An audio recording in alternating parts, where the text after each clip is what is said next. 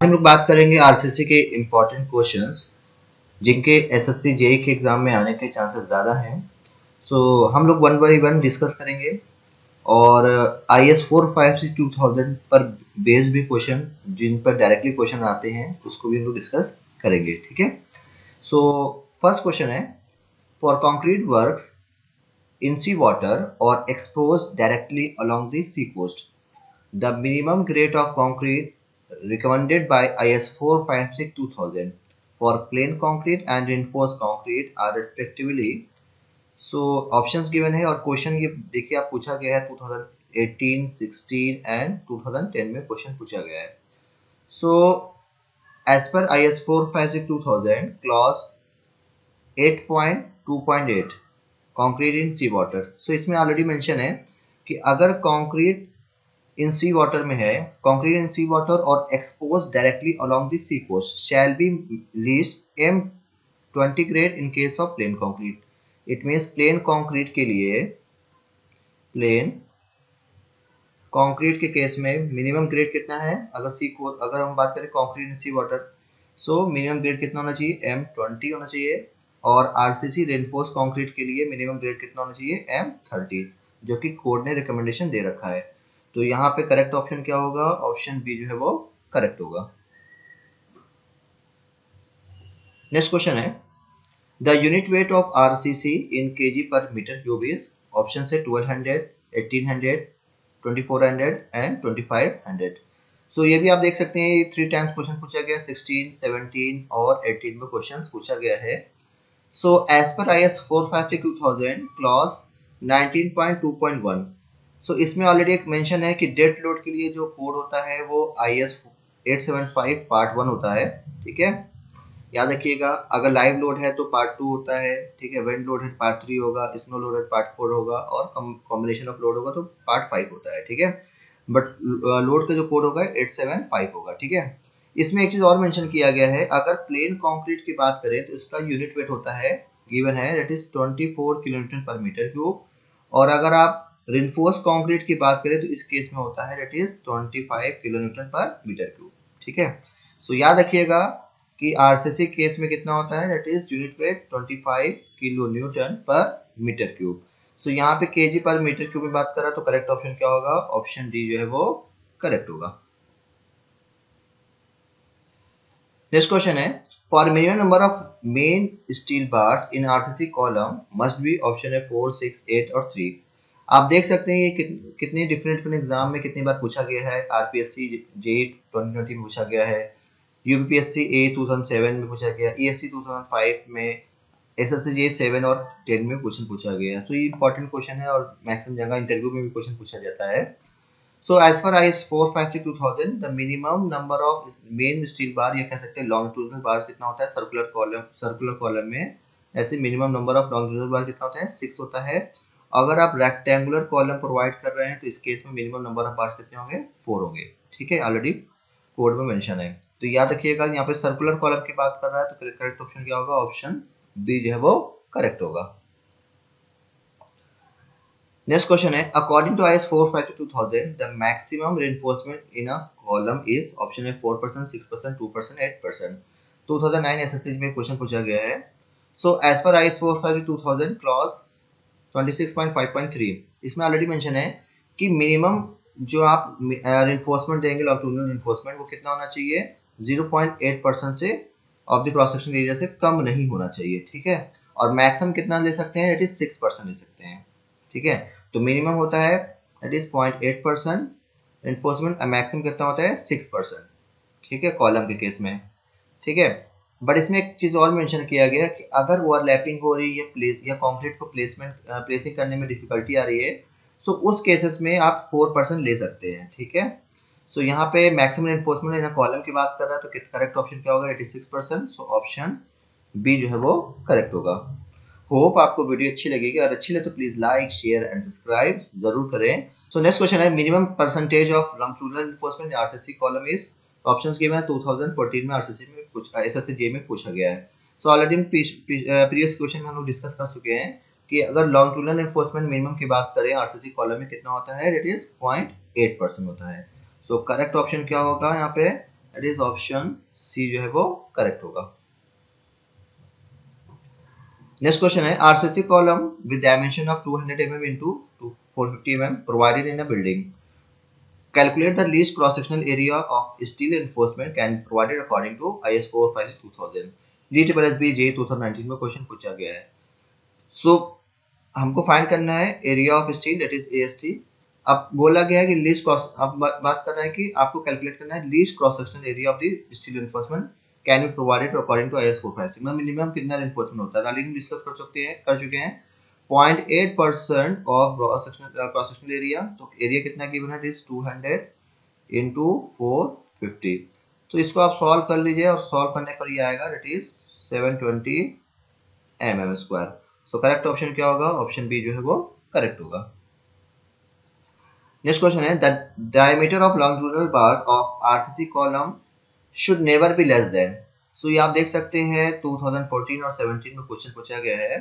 So as per IS 452-2000 column के case में क्या है कि the bar shall not be less than 12 mm diameter. मतलब कोड ने क्या दे दिया है कि कॉलम के केस में आप 12 mm की डायमीटर से कम की बार आप यूज नहीं कर सकते हैं, ठीक है, लॉन्गिट्यूडनल रिइंफोर्समेंट की अगर बात करें, ठीक है। तो यहाँ पे करेक्ट ऑप्शन क्या होगा, ऑप्शन डी जो है वो करेक्ट होगा। नेक्स्ट क्वेश्चन है the minimum area of longitudinal reinforcement in RCC column of size 200 mm into 400 mm shell not be less than. So already ये क्वेश्चन प्रीवियस जो हमने कभी डिस्कस किया था उसी तरह ही क्वेश्चन है और ये भी क्वेश्चन पूछा गया DSSB J 2019 में क्वेश्चन पूछा गया है। सो एएसटी मिनिमम बताना है इन कॉलम के केस में कितना होता है, that is 0.8% of the cross sectional area. Area कितना गिवन है 200 मल्टीप्लाइड बाय दैट इज 400। इसको सॉल्व करेंगे तो ये वैल्यू आएगी दैट इज 640 mm स्क्वायर। सो यहाँ पे करेक्ट ऑप्शन क्या होगा, ऑप्शन बी जो है वो करेक्ट होगा। नेक्स्ट क्वेश्चन है for columns the spacing of longitudinal bars measured along the periphery shell not be exceed. So option है 200, 100, 450 एंड 300। ये आप देख सकते हैं ये कितनी बार कितने डिफरेंट एग्जाम में क्वेश्चन पूछा गया है। यूके ट्रिपल एस सी जे 2020 पूछा गया है, यूपीएससी ए में 2013 एंड 7 में, एसएससी जे 2011 में और भी डिफरेंट एग्जाम में क्वेश्चन पूछा गया है।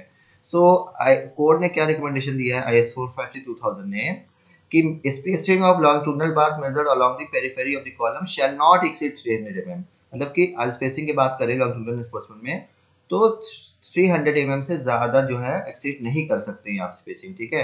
तो यहाँ पे करेक्ट ऑप्शन क्या होगा, ऑप्शन डी जो है वो करेक्ट होगा, that is 300 mm। Next question है अकॉर्डिंग टू आईएस 452-2000 कॉलम और state is a compression member whose effective length exceed. DSSB A 2019 में क्वेश्चन पूछा गया है। सो कोर्ट ने क्लॉज दिया है कंप्रेशन मेंबर के रिगार्डिंग क्लॉज 25 में।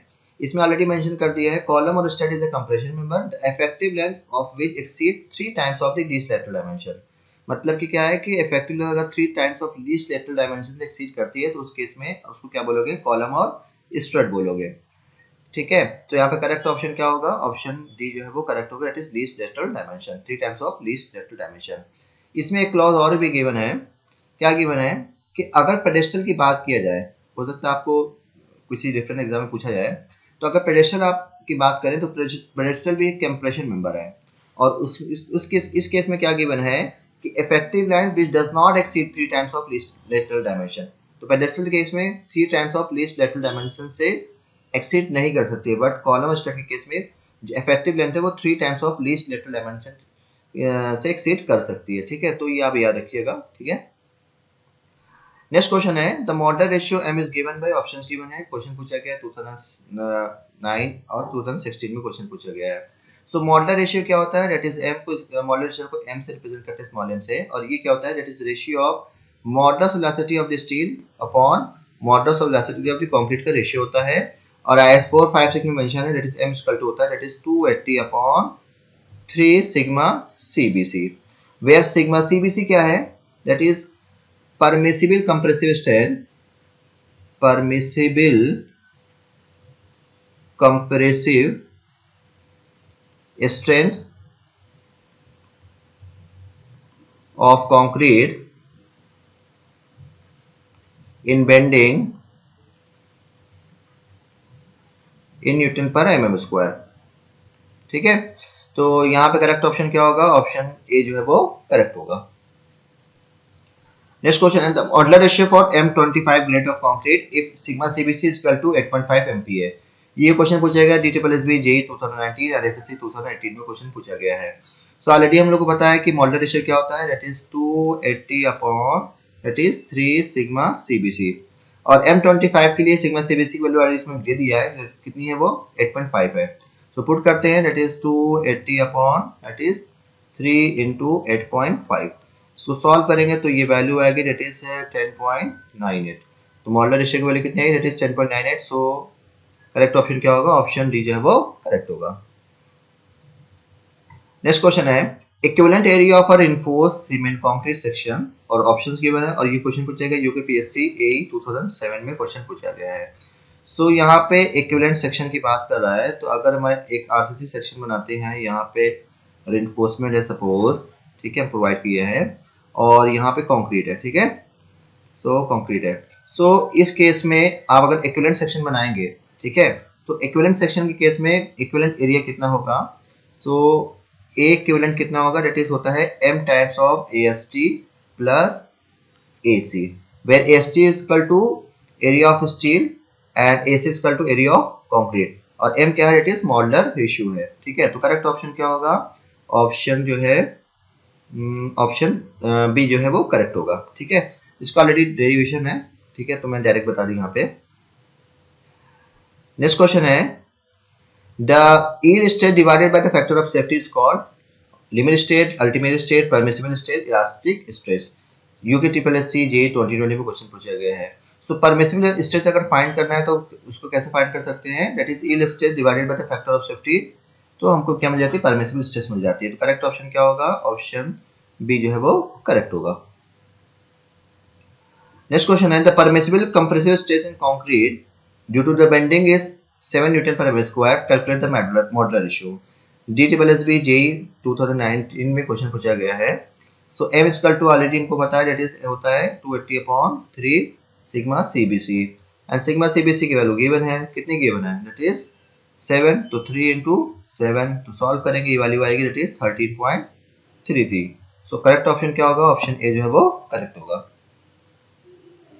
नेक्स्ट क्वेश्चन है the characteristic strength of the concrete in the actual structure is given as. Option है FCK, बी है 0.85 FCK, सी है 0.67 FCK, एंड डी है 0.447 FCK। 2010 और 2016 SSC JEE में क्वेश्चन पूछा गया है। सो ऑलरेडी कोड में ग्राफ मेंशन है। सो यहाँ पे अगर स्ट्रेस स्ट्रेन डायग्राम देखें कंक्रीट का, सो यहाँ पे देखेंगे आप, ये क्या है, FCK है, तो एक्चुअल जो है स्ट्रेंथ कितनी है कंक्रीट की, FCK कैरेक्टरिस्टिक कंप्रेसिव स्ट्रेंथ जो है FCK होगी।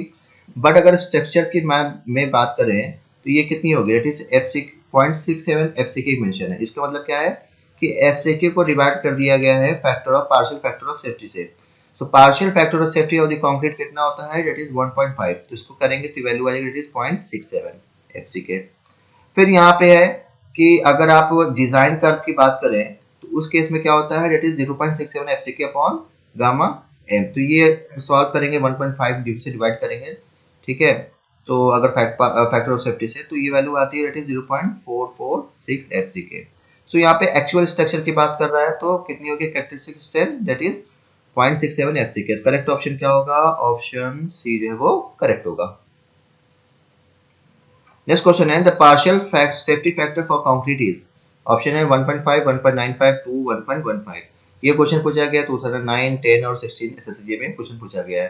तो याद रखिएगा partial factor of safety for the concrete, concrete के केस में पार्शियल फैक्टर ऑफ सेफ्टी की वैल्यू होती है दैट इज 1.5, एंड स्टील के केस में ये वैल्यू होती है दैट इज 1.15, ठीक है। सो करेक्ट ऑप्शन क्या होगा, यहाँ पे ऑप्शन ए जो है वो करेक्ट होगा, दैट इज 1.5। नेक्स्ट क्वेश्चन है for cantilever beam and slab the basic value of span to effective depth ratio, option है 10, 20, 60, 26 एंड 7। ये RPSC JEE 2020 और SSC JEE 2017 और 18 में क्वेश्चन पूछा गया है। So as per IS 452/2000 clause 23.2.1 में मेंशन है कि L अपॉन D की वैल्यू, ठीक है, अगर कैंटिलीवर बीम है तो उसके केस में L अपॉन D की वैल्यू 7 होती है, अगर सिंपली सपोर्टेड है तो उसके केस में 20 होती है L अपॉन D, ठीक है। और कॉन्टिन्यूअस बीम है तो L/D की वैल्यू कितनी होती है, दैट इज 26 होती है। तो याद रखिएगा, इस पे क्वेश्चन पूछे जा सकते हैं। तो कैंटिलीवर की बीम और स्लैब की बात कर रहा है तो L/D रेशियो कितना होता है, दैट इज 7 होता है। करेक्ट ऑप्शन क्या होगा, ऑप्शन डी जो है वो करेक्ट होगा। नेक्स्ट क्वेश्चन है, maximum permitted spacing of main bars in a slab is, option है 100 mm, 3D, 5D and 450 mm। सो 2007 और 2012 में क्वेश्चन पूछा गया है। सो एज पर IS 456/2000 इसमें ऑलरेडी मेंशन है कि अगर स्पेसिंग ऑफ मेन बार्स और स्लैब की कंडीशन बात करें, मेन बार इन स्लैब की बात करें, तो इसमें गिवन है that is 3D, that is 3 type of effective depth. Small D क्या है, इफेक्टिव डेप्थ, और 300 mm। इनमें से जो कम होगा उससे ज्यादा नहीं हो सकता, यहाँ ऑलरेडी मेंशन है। शैल not be more than 3 times of effective depth और 300 mm व्हिचएवर इज स्मॉलर। और अगर बात करें डिस्ट्रीब्यूशन स्टील की, तो डिस्ट्रीब्यूशन स्टील में अगर स्पेसिंग उसमें बात करें तो ऑलरेडी मेंशन है इट इज 3D और 450 mm। ठीक है, तो मेन बार के केस में स्पेसिंग गिवन है 3D और 300 mm, और डिस्ट्रीब्यूशन बार के केस में गिवन है spacing that is 3D, 5D और 450 mm। इनमें से जो स्मॉलर होगी उससे एक्सीड नहीं करना चाहिए। ठीक है, तो यहाँ पे करेक्ट ऑप्शन क्या होगा, ऑप्शन बी जो है वो करेक्ट होगा। नेक्स्ट क्वेश्चन है, a flat slab is supported on, option है beam, column, wall and D option है column monolithically built with a slab. Flat slab में बीम नहीं होती पहले, और फ्लैट स्लैब जो सपोर्ट करता है कॉलम पर, और जो बिल्ड किया जाता है वो स्लैब के साथ किया जाता है। ठीक है, तो करेक्ट ऑप्शन क्या होगा, ऑप्शन डी जो है वो करेक्ट होगा। नेक्स्ट क्वेश्चन है, in a 2 slab lifting of the corners occurs due to, options given है और आरपीएससी जेईई 2020 में क्वेश्चन पूछा गया है। तो अगर कॉर्नर पे लिफ्टिंग हो रही है तो किस वजह से हो रही है 2 स्लैब में, तो किसकी वजह से होती है, torsional moment on the slab. Torsional moment अगर स्लैब पे आ रहा है तो उसकी वजह से क्या होगा, लिफ्टिंग होगी कॉर्नर पर। करेक्ट ऑप्शन क्या होगा, ऑप्शन सी जो है वो करेक्ट होगा। नेक्स्ट क्वेश्चन है, in a 2 slab deflection of the beams, options given है और क्वेश्चन पूछा गया यूपीएससी 2007, ईएससी में पूछा गया है और एसएससी में भी क्वेश्चन पूछा गया है। तो 2 स्लैब की बात करें, डिफ्लेक्शन ऑफ स्लैब कौन सा इसमें से होगा करेक्ट ऑप्शन। ठीक है, तो डिफ्लेक्शन जो होता है that is the primary function of this shutter span की वजह से होता है। तो करेक्ट ऑप्शन क्या होगा, ऑप्शन बी जो है वो करेक्ट होगा। नेक्स्ट क्वेश्चन है, in which system floor slab is supported directly on the column, यहाँ पे बोल दिया directly on the column without the presence of stiffening beam, मतलब बीम नहीं है, डायरेक्टली सपोर्ट कर रहा है, स्लैब जो है सपोर्ट कर रहा है कॉलम पे। Expect at the periphery is, options given है और यूपीपीसीएल जेईई 2020 में क्वेश्चन पूछा गया है। तो अगर स्लैब है और डायरेक्टली सपोर्ट है कॉलम के और उसमें बीम नहीं है तो वो कौन सी होगी, that is flat plate system होगा, टू फ्लैट स्लैब होगा। तो क्या यहाँ पे करेक्ट ऑप्शन होता है, दैट इज ऑप्शन डी होगा, flat plate system. Option D जो है वो करेक्ट होगा। Steel of yield strength of 400 MPa has been used in a structure. What is the value of maximum allowable tensile strength? Options given है, UP RVUNL A 2015 में question पूछा गया है। सो mile steel of की बात करें, yield strength given है, allowable tensile strength पूछ रहा है। सो अगर लिमिट स्टेट की बात करें तो 400 होना चाहिए, तो यहाँ पे तो 400 तो है ही नहीं यहाँ पे, तो जाहिर बात वर्किंग स्ट्रेस की बात करेंगे। तो वर्किंग स्ट्रेस में क्या है कि अगर आप अलाउबल टेंसाइल स्ट्रेंथ या परमिसिबल स्ट्रेस फाइंड करेंगे तो क्या कहता है, that is yield strength upon factor of safety. And factor of safety कितना लिया जाता है वर्किंग स्ट्रेस में, लिया जाता है स्टील केस में, दैट इज 1.78। तो 400 अपॉन दैट इज 1.78, तो ये वैल्यू आती है दैट इज 2 to 4 के अप्रॉक्स आती है। अब इसमें से करेक्ट ऑप्शन क्या हो सकता है, मोर अप्रोप्रिएट, तो हो सकता है that is 240, that is option A जो है वो करेक्ट होगा। नेक्स्ट क्वेश्चन है, live loads with time can vary, option magnitude, position, never position, nor magnitude, position as well as magnitude. 2017 में क्वेश्चन पूछा गया है। सो लाइव लोड क्या है, टाइम के साथ वेरी भी पोजीशन, टाइम के साथ जो है उसकी पोजीशन भी वेरी होती है और मैग्नीट्यूड भी वेरी करता है। क्योंकि अभी सपोज अभी मैं यहाँ पे बैठा हूँ, ठीक है, आप यहाँ फ्यूचर में कहीं मैं और हो सकता हूँ, ठीक है, तो टाइम के साथ पोजीशन भी वेरी हो रही है। अब मैग्नीट्यूड तो हो सकता है कि सब यहाँ पे इस पर्टिकुलर पोजीशन पे अगर बात करें तो यहाँ पे लोड अभी 10 kg का सपोज लग रहा है, तो फ्यूचर में यहाँ 50 भी ले सकता है। तो मैग्नीट्यूड भी वेरी करेगा और पोजीशन भी वेरी करेगी। तो इससे आपका करेक्ट ऑप्शन क्या होगा, लाइव लोड के केस में ऑप्शन डी जो है वो करेक्ट होगा, position as well as magnitude. Next question है, the thickness, minimum thickness of of a reinforced concrete wall should be 2009 और 10 में क्वेश्चन पूछा गया है. So as per IS 453/2000 clause number 32.2 में मेंशन है the minimum thickness of the wall shall be 100 mm. तो अगर आप आरसीसी बना रहे वॉल तो मिनिमम जो उसकी थिकनेस होना चाहिए वो 100 mm होना चाहिए. तो यहाँ पर करेक्ट ऑप्शन क्या होगा? दैट इज 100 mm है. अगर सेंटीमीटर की बात करें कितना होगा? That is 10 centimetre. Correct option क्या होगा? ऑप्शन बी जो है वो करेक्ट होगा. नेक्स्ट क्वेश्चन है the working stress method of design of RCC member is known as. Option है non deterministic approach, deterministic approach, probabilistic approach, none of the above. UPSC 2013 में question पूछा गया है. तो वर्किंग स्ट्रेस मेथड को already हम लोग कहते हैं के नाम से जाना जाता है, दैट इज डिटरमिनिस्टिक अप्रोच होता है वर्किंग स्ट्रेस मेथड. तो करेक्ट ऑप्शन क्या होगा? ऑप्शन बी जो है वो करेक्ट होगा.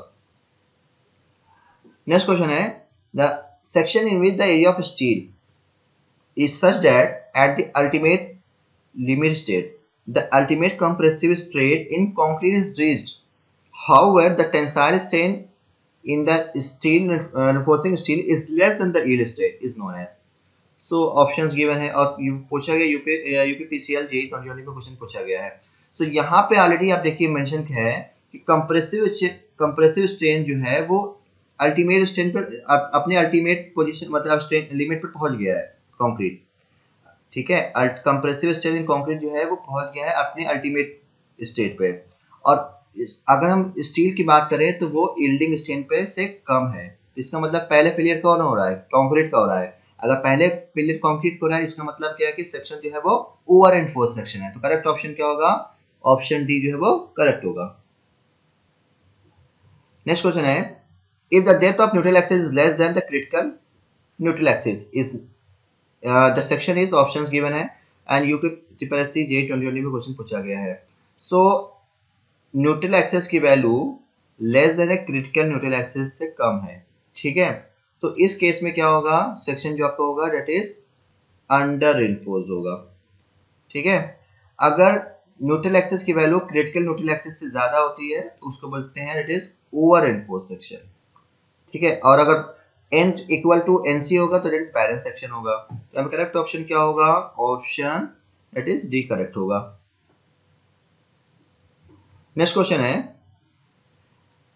The longitudinal shearing stress of acting on the surface between the steel and concrete are called. Options given है. आरपीएससी लेक्चर 2014 में क्वेश्चन पूछा गया है. तो longitudinal shearing stress acting on the surface between the steel and concrete are called, उसको बोला जाता है दैट इज बॉन्ड स्ट्रेस. ठीक है, क्योंकि यहाँ पे कंप्रेसिव स्ट्रेस की बात कर रहे हैं तो क्या होगा? कंप्रेसिव फोर्स होगा. ठीक है, कंप्रेसिव लोड लगाएंगे. टेंसाइल होगा तो टेंसाइल फोर्स लगाएंगे. तो यहाँ पे लॉन्गिट्यूडिनल शियर स्ट्रेस की बात कर रहा है. ठीक है, तो करेक्ट ऑप्शन क्या होगा? ऑप्शन ए जो है वो करेक्ट होगा, that is bond stresses. Next question है the for vertical stirrup the maximum spacing of shear reinforcement measured along the axis of the member shall not exceed. Options given है और RPSC ACF 2011 में question पूछा गया है. सो clause given है IS 456 में. क्या मेंशन है? 26 पॉइंट क्लॉज है 26.5.1.5 में मेंशन है. अगर आप बात करें शेयर एनफोर्समेंट की और उसमें बात करें स्पेसिंग की तो ऑलरेडी मेंशन है कि maximum spacing of shear enforcement measured along the axis of the member shall not exceed 0.75 d for the vertical स्टीरअप. अगर आप वर्टिकल स्टीरअप की बात कर रहे हैं तो क्या होगा? That is 0.75 d. ठीक है, अगर इंक्लाइन की बात करें तो क्या होगा? इसकी स्मॉल डी. ठीक है, अगर इंक्लाइन स्टीरअप और 45 डिग्री पर है तो क्या होगा? स्मॉल डी होगा. वेरी स्मॉल डी क्या है? Effective depth of the sections है. और इसमें ऑलरेडी मेंशन किया गया no cases shall the spacing exceed 300 mm. इसका मतलब क्या है कि अगर आप स्टीरअप्स प्रोवाइड कर रहे हैं तो स्टीरअप के केस में स्पेसिंग क्या होगी? 0.75 d और 300 mm. इनमें से जो कम होगी हम वो ले लेंगे. अगर स्टीरअप जो है आप इंक्लाइन दे रहे हो और वो इसका एंगल है 45 डिग्री पर तो उस केस में क्या होगा? डी और 300 mm. मतलब कि किसी भी केसेस में आप 300 mm से ज्यादा आप स्पेसिंग नहीं दे सकते हो. ऑलरेडी मेंशन कर दिया है कोड ने. तो यहाँ पे करेक्ट ऑप्शन क्या होगा? दैट इज ऑप्शन वर्टिकल स्टीरअप की बात कर रहा है तो ऑप्शन क्या होगा? That is D 0.75 d. Next question है in an RCC beam shear force is carried by. Option है concrete alone, vertical stirrup, C है vertical stirrup and inclined bar and D है concrete vertical stirrup and inclined bar. UPPSC 2004 में question पूछा गया है. सो अगर RCC beam की बात करें तो शेयर फोर्स जो, क्योंकि शेयर फोर्स कहाँ पे होता है, अगर सपोज सिंपली सपोर्टेड बीम हम है और पूरे पे यूटीएल लग रहा है डब्ल्यू और length of the span L है, तो शेयर फोर्स मैक्सिमम कहाँ पे होता है, सपोर्ट पे होता है। आप देख सकते हैं शेयर फोर्स ड्रा करेंगे, that is W L by two. तो इस शेयर फोर्स जो आ रहा है उसको रेजिस्ट कौन कौन कर सकता है, एक तो कंक्रीट करता है, दूसरा क्या करते हैं वर्टिकल स्टीरअप्स भी प्रोवाइड करते हैं और इंक्लाइंड बार भी देते हैं। तो करेक्ट, तो यहाँ पे करेक्ट ऑप्शन क्या होगा, ऑप्शन डी जो है वो करेक्ट होगा। नेक्स्ट क्वेश्चन है the maximum spacing of shear enforcement measured along the axis of the member for the vertical shear wall shall not exceed the lesser of, options given है और BPSC ए 2016 में 36 में question पूछा गया है। So already हम लोग पीछे क्वेश्चन लास्ट क्वेश्चन में हम लोग डिस्कस कर चुके हैं। क्या हम लोग डिस्कस कर चुके हैं लास्ट क्वेश्चन में कि अगर वर्टिकल स्टीरअप्स की बात करें, ठीक है, तो क्या होगा, दैट इज 0.75 डी और 300 mm होगा, ठीक है। सो करेक्ट ऑप्शन क्या, इसमें से जो लेसर होगी वही वैल्यू लेते हैं, तो करेक्ट ऑप्शन क्या होगा, ऑप्शन सी जो है वो करेक्ट होगा। नेक्स्ट क्वेश्चन है minimum tension reinforcement Fe 500 in a beam of the size of 450 mm and 600 mm, effective depth is 550 mm is, options given है एंड एसएससी जे 2019 में क्वेश्चन पूछा गया है। सो मिनिमम निकालना है, एएसटी मिनिमम फाइंड करना है, ठीक है। बीम के केस में ये होता है that is 0.85 Fy into BD। अब देखिए यहाँ पे ग्रेड ऑफ कितना स्टील Fe 500 है तो 500 हो गया Fy की वैल्यू। बी कितना है, ये आपका 450 गिवन है। डी कितना है, small D effective depth that is 550 given है। तो सॉल्व करेंगे तो वैल्यू आएगा इट इज 420 mm स्क्वायर। तो करेक्ट ऑप्शन क्या होगा, ऑप्शन बी जो है वो करेक्ट होगा।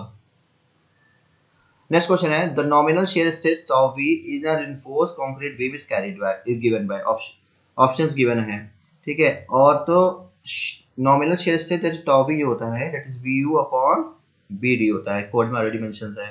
तो करेक्ट ऑप्शन क्या होगा यहाँ पे, ऑप्शन ए जो है वो करेक्ट होगा। नेक्स्ट क्वेश्चन है a rectangular 230 mm and 350 mm beam in is effective there. The factor shear force acting at a section is 80 kilonewton. If the permissive shear stress in concrete is 0.25 MPa, the design shear force is nearly, options given है और ये पूछा गया ESE 2017 में question पूछा गया है। तो यहाँ पे डिजाइन शेयर फोर्स की बात करें, डिजाइन फोर्स है दैट इज VU अगर हम बात करें दैट इज ये होता है that is VU minus tau c into BD।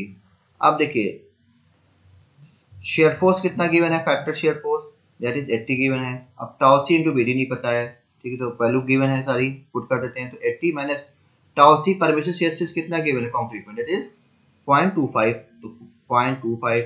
B कितना गिवन है, दैट इज 230। स्मॉल डी कितना गिवन है, दैट इज 350। इसको सॉल्व करेंगे तो ये वैल्यू आ जाएगी approx that is 60 kilo Newton, ठीक है। करेक्ट ऑप्शन क्या होगा, ऑप्शन सी जो है वो करेक्ट होगा।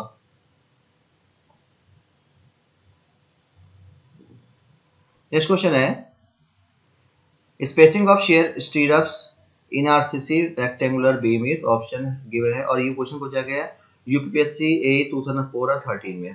सो अगर स्पेसिंग ऑफ शेयर स्टीरअप्स की बात करें और आरसीसी रेक्टेंगुलर बीम में, तो क्योंकि हमने ऑलरेडी हम डिस्कस कर चुके हैं कि अगर सिंपली सपोर्टेड बीम है और पूरे पे यूडीएल लगा रहे हैं तो मैक्सिमम और लोड है W का पर यूनिट लेंथ और लेंथ ऑफ स्पैन L है। तो अगर शेयर फोर्स एसएफडी ड्रॉ करें शेयर फोर्स डायग्राम, तो मैक्सिमम शेयर फोर्स कहाँ पे होता है, दैट इज WL/2 और WL/2 जो कि होता है सपोर्ट्स पे। और आप देखें जैसे तो आप लेंथ बढ़ते हैं तो स्पेसिंग की यहाँ पे क्या शेयर फोर्स की वैल्यू कम हो रही है, फिर आगे बढ़, फिर यहाँ पे सपोर्ट आ गया तो यहाँ पे फिर क्या हो रही है, शेयर फोर्स की वैल्यू क्या हो रही है, वो बढ़ रही है। इसका मतलब क्या है कि शेयर फोर्स को रजिस्ट करने के लिए हम शेयर प्रोवाइड करते हैं। तो यहाँ पे क्या है, शेयर फोर्स ज्यादा है सपोर्ट्स पे, इसका मतलब क्या है कि सपोर्ट्स पे जो हम क्या करेंगे स्पेसिंग क्या कम रखेंगे और सेंटर पे क्या शेयर फोर्स 0 है तो हम क्या करेंगे स्पेसिंग इसकी बढ़ा देंगे। तो यहाँ पे करेक्ट ऑप्शन क्या होगा, increase toward the centre of the beam. तो करेक्ट ऑप्शन क्या होगा, ऑप्शन डी जो है वो करेक्ट होगा। नेक्स्ट क्वेश्चन है share strength can be ensured in a beam by providing, options given है और यूकेपीएससी ए 2007 में क्वेश्चन पूछा गया है। सो shear strength can be insured in a beam by providing, किसके थ्रू कर सकते हैं, स्टीरअप के फॉर्म में कर सकते हैं। करेक्ट ऑप्शन क्या होगा, ऑप्शन डी जो है वो करेक्ट होगा। नेक्स्ट क्वेश्चन है the distance between the centroid of the area of tensile reinforcement and the maximum compression fibre is called. Options given है DSSB JEE 2019 में क्वेश्चन पूछा गया है।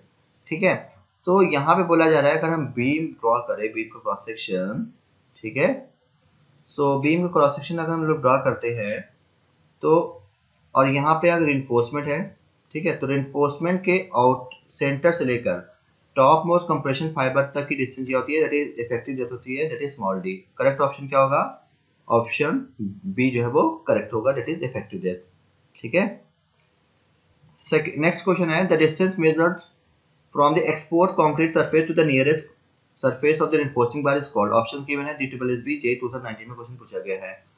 सो ऑलरेडी हम लोग क्वेश्चन पिछले लास्ट क्वेश्चन कर चुके हैं। तो अगर सेंटर से टॉप मोस्ट कंप्रेशन फाइबर की डेप्थ होती है, that is effective small D होता है, एंड आउटर से लेकर ये आउटर तक की डिस्टेंस जो होती है ये क्या होती है, क्लियर कवर होता है। क्या होता है, क्लियर कवर। और सेंटर से लेकर ये डिस्टेंस क्या होती है, दैट इज इफेक्टिव कवर इसको बोला जाता है। ठीक है, तो यहाँ पे करेक्ट ऑप्शन क्या होगा, ऑप्शन बी जो है वो करेक्ट होगा, that is clear cover. Next question है in a reinforced beam the effectiveness is measured from the compressive edge। Options given है UPPCL JEE 2014 में क्वेश्चन पूछा गया। तो ऑलरेडी हम लोग डिस्कस कर चुके हैं कि जो टेंसाइल रिइंफोर्समेंट के सेंटर से लेकर टॉप मोस्ट कंप्रेशन फाइबर तक की डिस्टेंस जो होती है दैट इज इफेक्टिव डेप्थ होती है। तो यहाँ पे करेक्ट ऑप्शन क्या होगा कि effective is measured from the compressive stage edge to tensile reinforcement. तो करेक्ट ऑप्शन क्या होगा, ऑप्शन डी जो है वो करेक्ट होगा। नेक्स्ट क्वेश्चन है the area of tensile steel measured in a singly reinforced beam section is 1075 mm square. The breadth and the depth of the beam section is 250 mm and 250 mm. Find out the percentage of the tensile steel. ये question पूछा गया DSSB JEE 2019 में question पूछा गया है। तो percentage of steel find करना है तो क्या होता है AST अपॉन BD इंटू 100। तो गिवन सब कुछ वैल्यू गिवन है, पुट कर दिए 1075 अपॉन बी कितना है 250 इंटू 250 इंटू 100। सॉल्व करेंगे तो ये वैल्यू आ जाएगी, इट इज 1.72%। तो करेक्ट ऑप्शन क्या होगा, ऑप्शन डी जो है वो करेक्ट होगा। नेक्स्ट क्वेश्चन है the ratio of load causing the collapse to the working load is called. Options given है DSSB JEE 2019 में क्वेश्चन पूछा गया है। तो ratio of load causing the collapse load to the working load, ultimate load upon working load का जो ratio उसको क्या बोला जाता है, लोड फैक्टर बोला जाता है। सो ऑप्शन डी जो है वो करेक्ट होगा। नेक्स्ट क्वेश्चन है shear enforcement is required to prevent the propagation of। Options given है UPPCL JEE 2020 में क्वेश्चन पूछा गया है। तो यहाँ पे बोला गया shear enforce is required to prevent the propagation of। तो बीम में जो लोड आता है तो shear की वजह से क्या होता है, क्रैक्स होते हैं। तो डायगोनल क्रैक्स आते हैं, उस डायगोनल क्रैक्स को खत्म करने के लिए हम क्या करते हैं, shear enforcement प्रोवाइड करते हैं। तो करेक्ट ऑप्शन क्या होगा, ऑप्शन डी जो है करेक्ट होगा, that is diagonal crack. Thank you, hope आपको वीडियो अच्छी लगेगी। अगर अच्छी लगे तो please like share and subscribe जरूर करें। और नेक्स्ट हमारी जो वीडियो होगी वो सर्विंग पे होगी, तो प्लीज़ उसको भी ज़रूर देखें। Thank you.